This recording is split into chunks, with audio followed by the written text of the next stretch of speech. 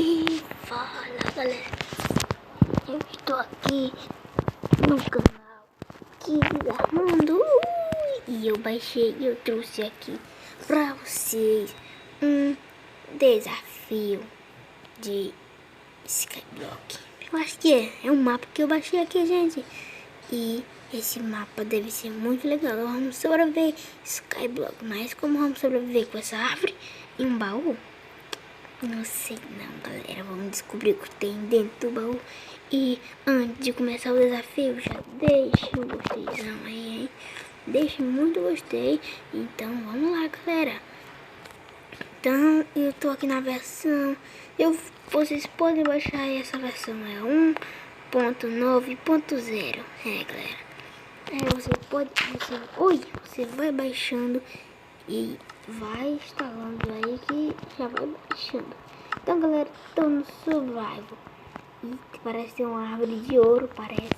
Vamos ver o que tem no baú. Galera, aqui parece Lucky Block. Que é isso, galera? Mapa de Lucky Block. Ó, vou pegar aqui primeiro o pack. Será que vem forte pra mim, galera? Então vamos ver. Aí. Uou, galera! Vem minérios.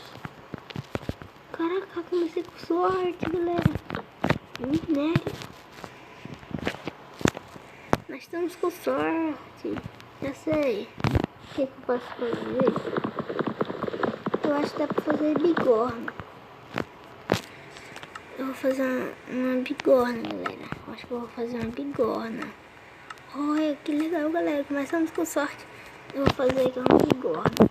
Que nós vamos precisar depois. Eu acho que nós vamos precisar depois da bigorna. 2, 3. Será que assim? Ah, conseguimos fazer a bigorna, galera. Vamos precisar depois da bigorna. E já vai estar aqui no nosso inventário.